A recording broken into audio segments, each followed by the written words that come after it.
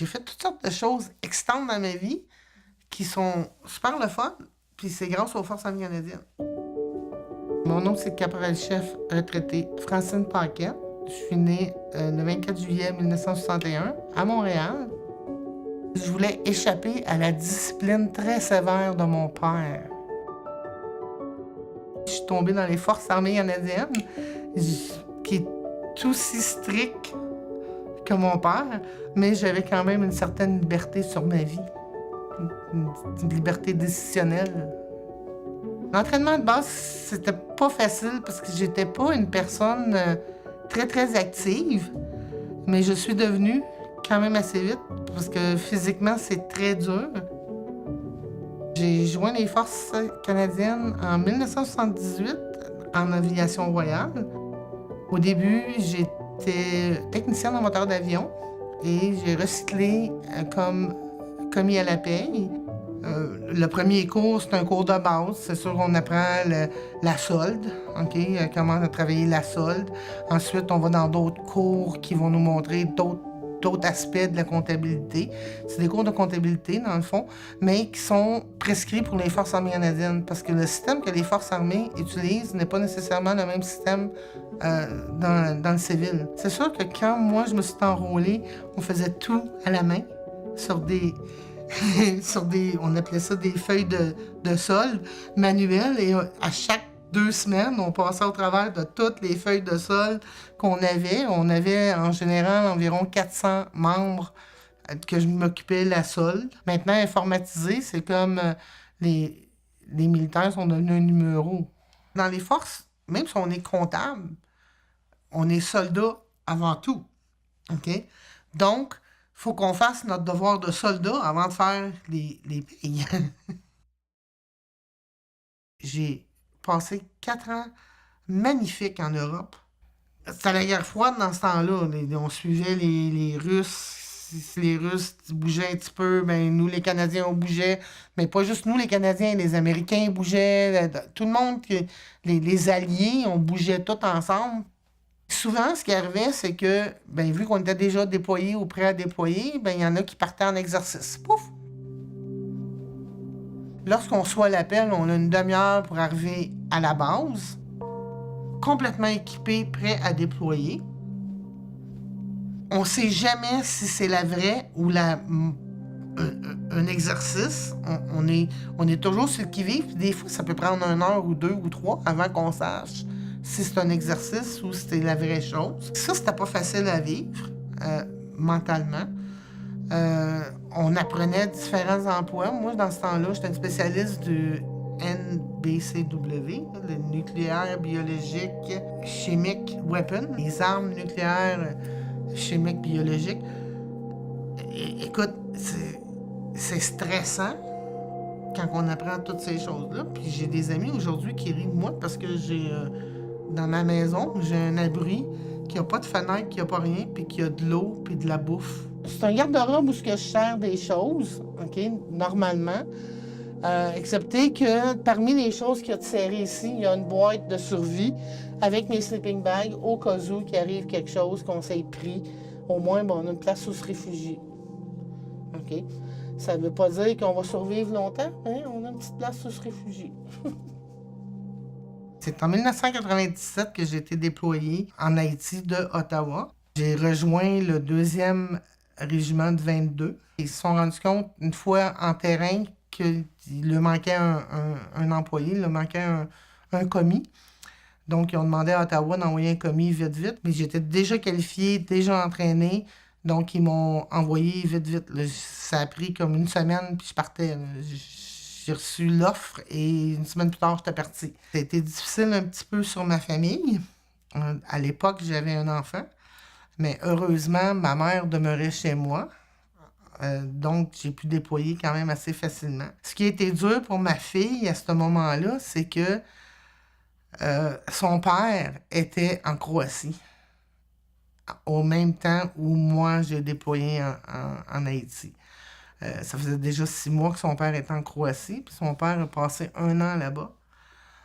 Puis moi, j'ai déployé. Fait que pauvre petite chatte, elle n'avait pas de parents pendant 5 mois à la maison. Euh, Puis j'ai une photo à quelque part de ma fille qui gradue de la maternelle, puis qu'au lieu d'avoir ses parents avec elle, elle a 2 énormes bouquets de fleurs qui représentent papa et maman. Fait que c'est ça. Nous, on a été déployés là-bas pour aider la police haïtienne, lui montrer à faire le job, à faire le travail de policier. D'après ce que mes amis m'ont dit, tout était beau quand on était avec eux. Ils faisaient la job, pas de problème, mais aussitôt qu'on les quittait, ils se cachaient. C'est sûr que les gens d'Haïti ont été très maltraités, souffrent énormément, sont peureux, ils font pas confiance facilement aux gens. Ils sont très accueillants par contre, mais ils font pas confiance. Et puis quand on lit l'histoire de qu'est-ce qui est arrivé en Haïti, je les comprends.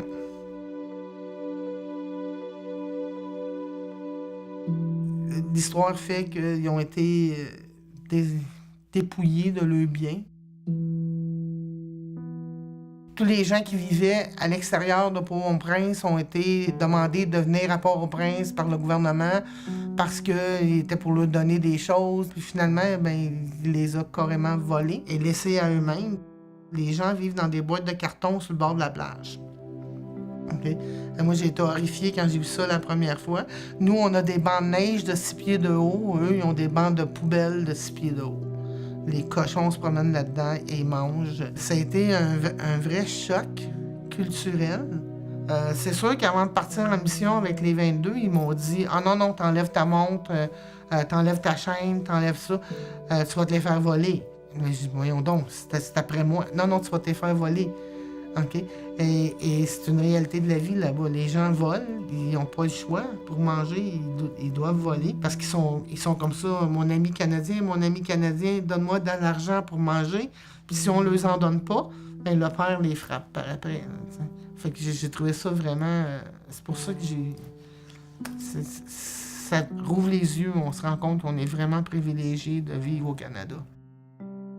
On parlait beaucoup avec les Haïtiens parce que sur notre camp, on avait beaucoup d'Haïtiens qui travaillaient sur le camp parce que le Canada, on est reconnu pour ça.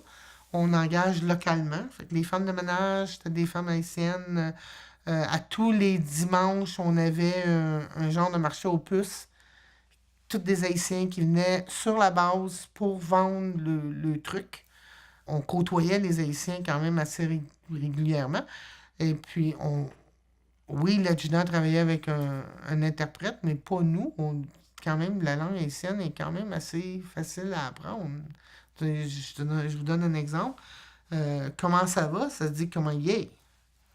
C'est quand même assez facile. Si on porte attention un petit peu, on peut apprendre assez rapidement la langue. C'est sûr que nous, on aurait préféré travailler en T-shirt.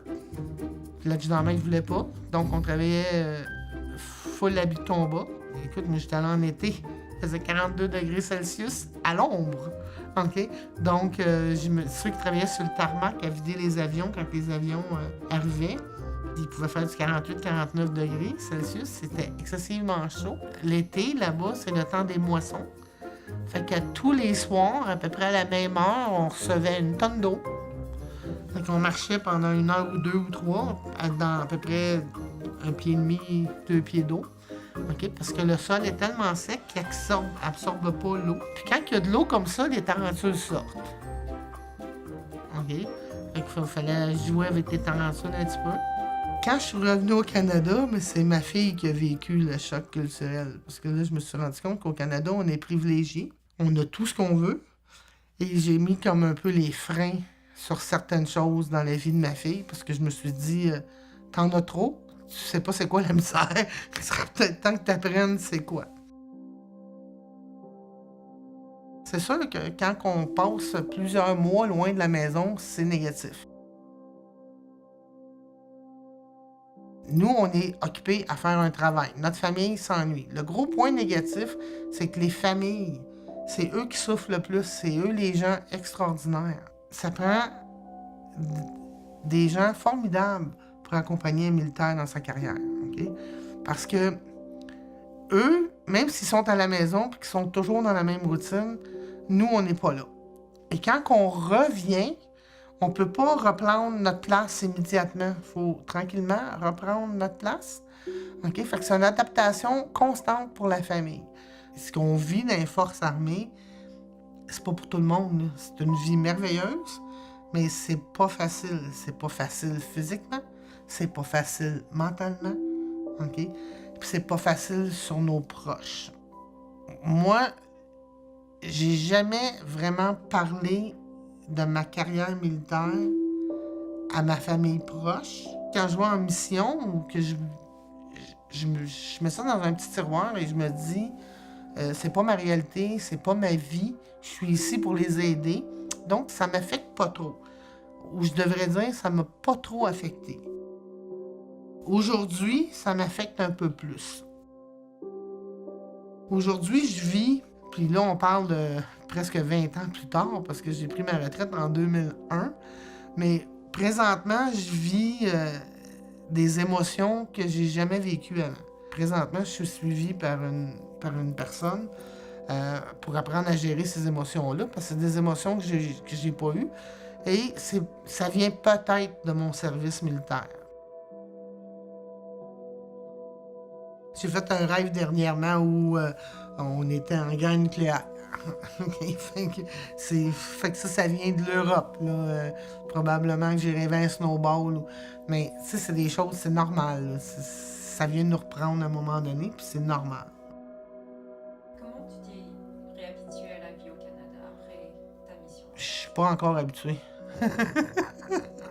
Je suis incapable de travailler avec les gens civils parce qu'ils sont désorganisés. OK? Je suis incapable, j'ai essayé de travailler dans plusieurs bureaux et moi, je suis le genre de personne, lorsque je quitte mon bureau le soir, le bureau, il n'y a rien qui traîne. Il n'y a rien qui est à la vue. Tout est rangé à sa place, chaque chose à sa place, chaque place a sa chose. Les gens civils, je ne sais pas comment vous faites pour fonctionner, mais souvent, les filières traînent un peu partout. C'est pas rangé, il manque des bouts, il y a des bouts de papier qui n'ont pas rapport. En tout cas, je suis encore en train d'essayer de m'habituer à la vie civile, à la vie normale au Canada, en tant que non-militaire.